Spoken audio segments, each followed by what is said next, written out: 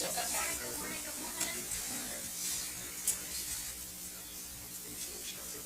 know, it's pretty fun.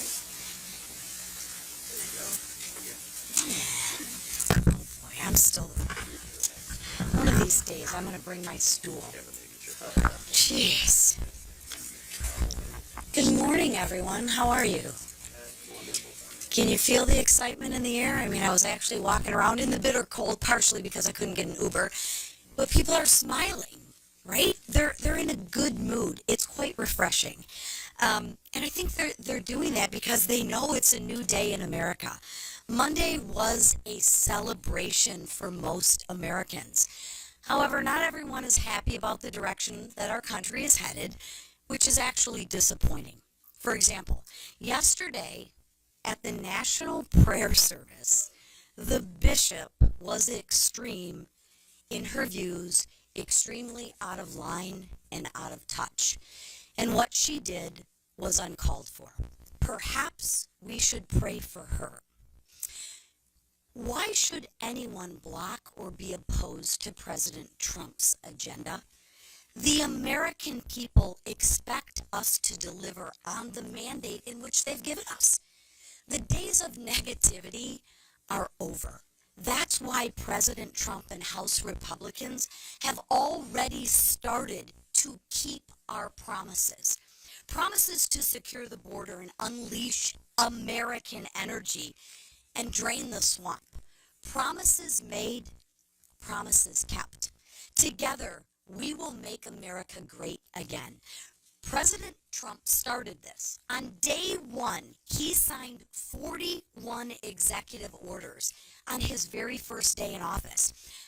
House Republicans will continue to deliver more wins for America. President Trump is even taking, get this, unfiltered questions from you all, the press. I think he's been more available in his first 24 to 48 hours than President Biden was in maybe his whole presidency. It's time for a change, and you better get used to it because America is back. Trump is back, and we're happy about it. And Democrats don't know what to do. For years, they've campaigned on the opposite of our agenda. Now President Trump is more popular than ever, and they're searching for their message. Well, my message to them is that it's not too late to join us in restoring America and American prosperity. This week, we will give them another opportunity to do just that. An opportunity to fix our forests and prevent future tragedies. We will give them an opportunity to advocate for born alive babies. I hope they join us. Instead of voting against women like they did last week, I will share with you America is watching, and America is excited and happy about what they see. They know that our best days are ahead.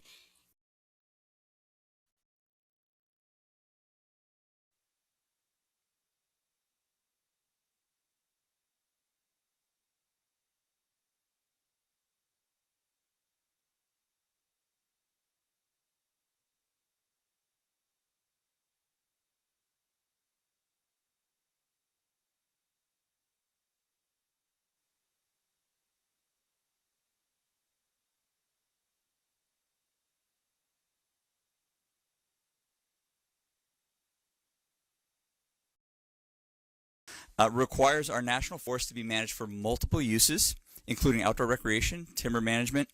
For decades, though, federal bureaucrats beholden to misguided environmentalists have brought responsible timber management to a halt. They've effectively turned our national forests into national parks.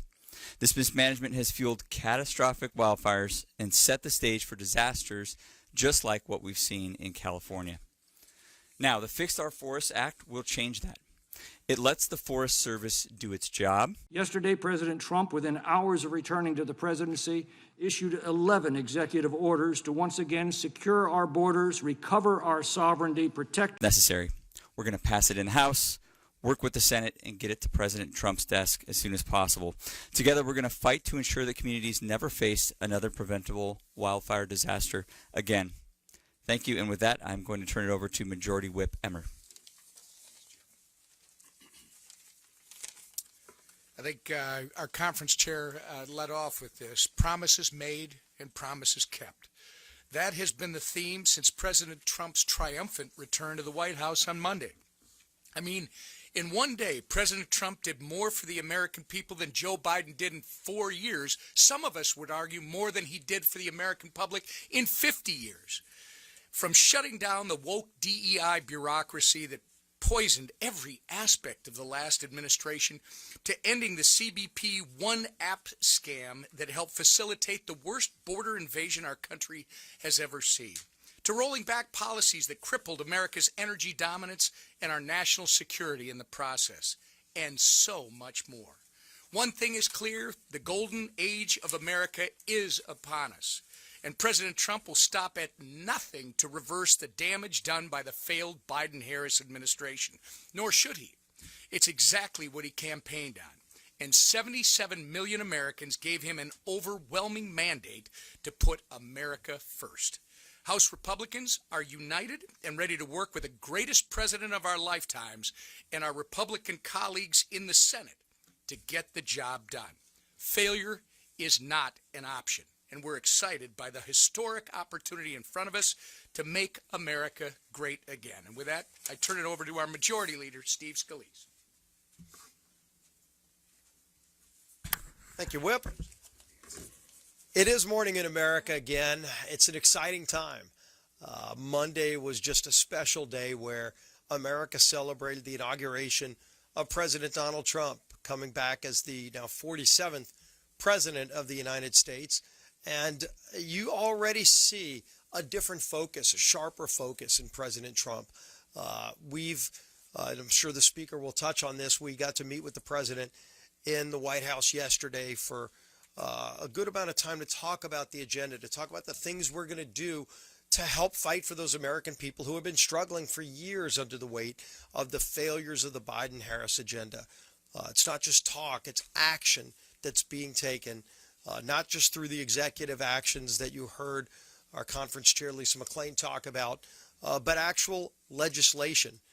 Today, we're going to send to President Trump's desk his very first bill to sign into law, the Lake and Riley Act. And I think it's significant that you look at the contrast between last Congress, where we passed the same bill, and Chuck Schumer made it clear that in a Democrat Senate, they had no desire to stand up for women who were assaulted by people here illegally. Joe Biden would not have signed that bill. But now with John Thune, you have the same House majority, but you now have a willing partner in the Senate that actually wants to confront real problems facing families so that you don't have more Lake and Rileys. You don't have more murders of innocent people because of an open border. President Trump's already taken action to start reversing that open border. We're working now in the budget reconciliation process to address those problems, to secure America's border, to produce more energy in America so you can lower costs for families when they go to the pump, when they pay their energy bill. And it's pretty darn cold. Even in Louisiana, we got 10 inches of snow yesterday in New Orleans. It's pretty surreal to see that there's more snow there than here in D.C. But there is a new sense of optimism, and I think you're going to see it from a lot of us. And you go through all the swing states, you go through the campaign. There were many specific things talked about. You know, we talked about what we would do if we got the trifecta, the House, Senate, and White House. And people wonder sometimes, will they actually follow through on that? And what's encouraging is that now we're actually following through on the promises that were made. It's going to be really good policies for families who were struggling. Help is now on the way. Help is here. Help is at 1600 Pennsylvania Avenue for all those families who have been screaming, crying out for Washington to answer the problems that they're facing. And that help is now going to start delivering results for those families. It's going to be a very exciting time. It's going to be a busy time for our Congress as we work through all of the bills that we're doing this week, next week, and the weeks beyond with budget reconciliation. But it's what we said we would do. When the American people gave us that mandate, they expected us to do this work for them, and we're going to deliver. And the man leading that charge is the Speaker of the House, Mike Johnson. Thank you, Mr. Leader. Welcome to you all. This is really a good time. You heard it said by my colleagues here.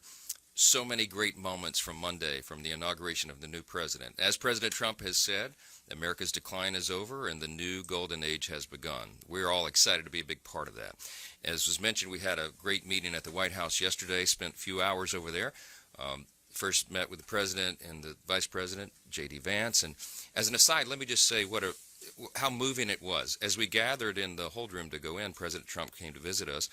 Leader Thune was there as well, and our chiefs of staff. And we were standing there talking to J.D., the vice president. The president walked in, greeted us, and he said, hey, let's go take the meeting into the Oval Office. Well, they're still unpacking boxes. You know, the new team is moving in, and all the picture frames are empty and all of that. But thankfully, because we do the transition of power so well in America, the Oval Office was all set up, and it looked fantastic. As we were walking down the hallway, J.D. mentioned, just in passing, you know, I've never stepped foot in the Oval Office before. It's remarkable. And I said, brother, I got to film this. So I just posted on social media a while ago, videoed that, and it was a really historic moment, right? The president walks us in, and the new vice president walks in, and he stands there, and we all look at the grandeur of the place.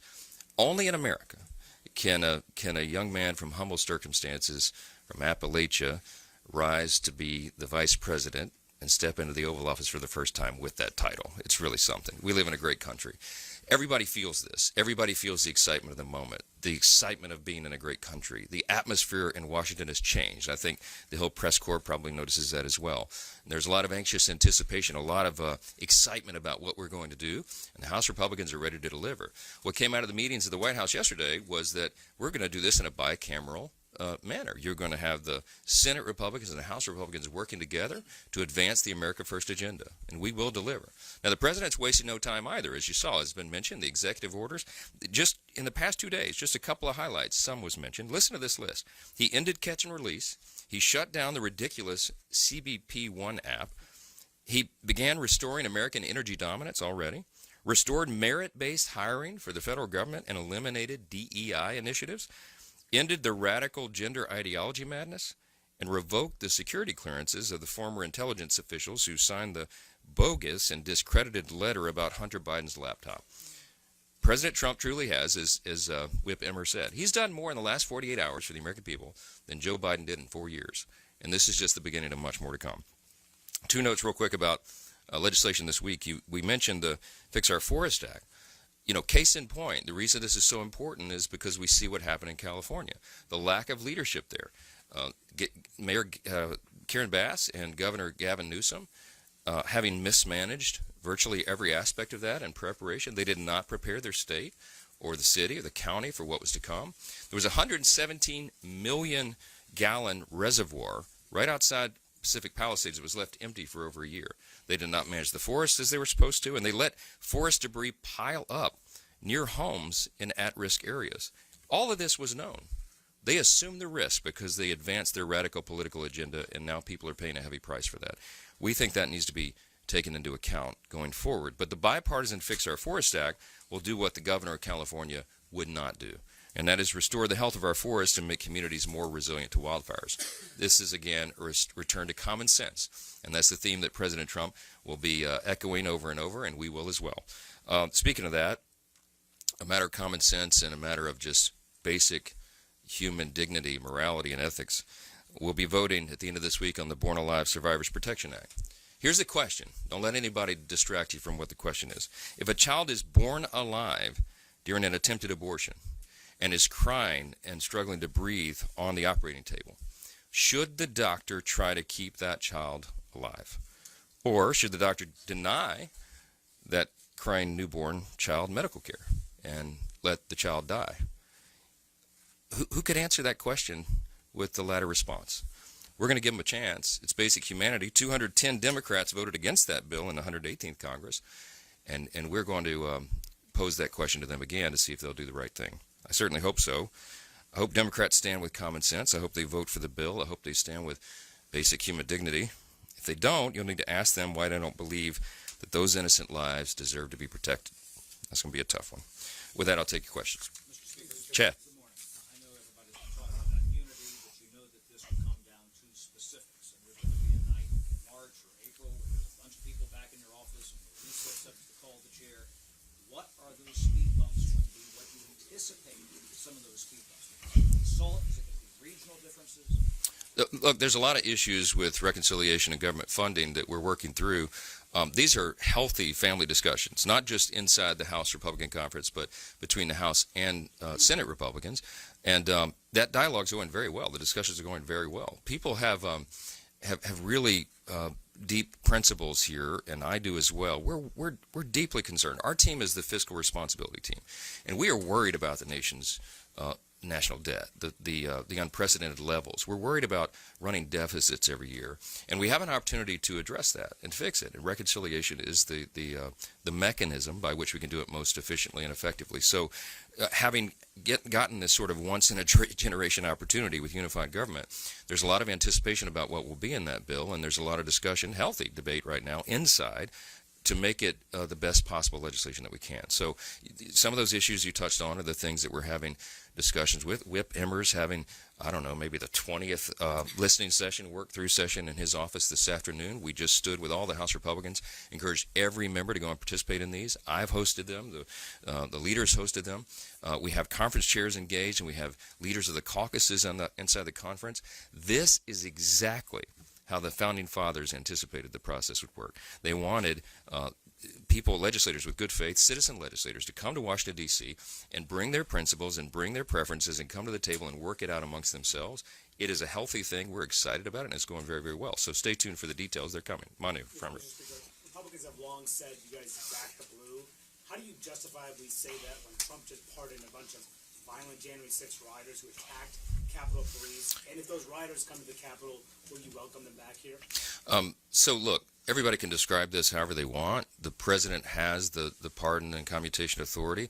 It's his decision, and I think what was made clear all along is that peaceful protests and people who engage in that should never be punished. There was a weaponization of the Justice Department. There was a weaponization of the events.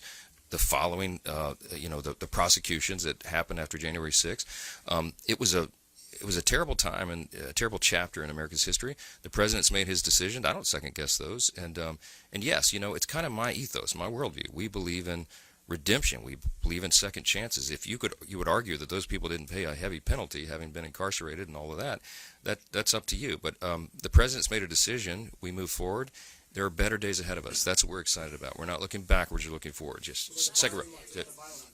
Speaker, among the many executive orders that President Trump has sent out, were some that were total, blocking all foreign aid, for example, at least temporarily, and also blocking all refugees. At this moment, there are some Republicans who say perhaps those have gone too far. Refugees from Afghanistan, for example, now who were ready to travel, have been told they can't travel. Do you think that President Trump should consider opening some doors, especially for different kinds of refugees and foreign aid? Well, what the president is trying to do right now is a reset, and I don't second guess his decisions on that. He's using his executive authority because desperate times call for desperate measures. Now, our role as the Article 1 branch of the government is to look through legislatively which of these things will we codify, what do we need to address. Obviously, the wide open border has created an indescribable human catastrophe for us that we will be dealing with for decades. The president is very serious about addressing that, and guess what? So are the American people. Look at the New York Times poll from just 2 or 3 days ago. 87% of Americans say that we should deport illegal aliens who are criminals and dangerous to American citizens. This is, again, common sense. So I think the people are behind the president and his agenda and his priorities, and he's going to make those decisions, and we're going to do our part, and we're going to work together very closely to address all of it. Yes, sir. Second row. Do you have any plans, Mr. Speaker, to potentially have any type of congressional action on the pardons that President Biden issued over the last couple of days? It was shocking. I mean, it was shocking what President Biden did on the way out, pardoning his family for more than a decade of whatever activity, any nonviolent offenses. It was breathtaking to us. I don't think that's anything like that's ever been anticipated. And by the way, go look at the tape. 4 years ago, when it was just implied that President Trump might do something similar, they were apoplectic. Joe Biden himself, Adam Schiff, Chuck Schumer, Roll the tape. They all said that would be crazy and unconscionable, and now they're cheering it along. To us, it is disgusting. To us, it probably proves the point, the suspicion that, they call it the Biden crime family. If they weren't the crime family, why do they need pardons, right? Look, there's a lot of attention that's going to be paid to this, and I think that is appropriate, and we will be looking at it as well. So, yeah. Back row, or third back row. Yes, sir. Back in the corner. Yes, sir. Yeah. So, as you guys mentioned, President Trump signed a bunch of executive orders Yep. earlier this week. Are Republicans going to be interested in trying to codify those?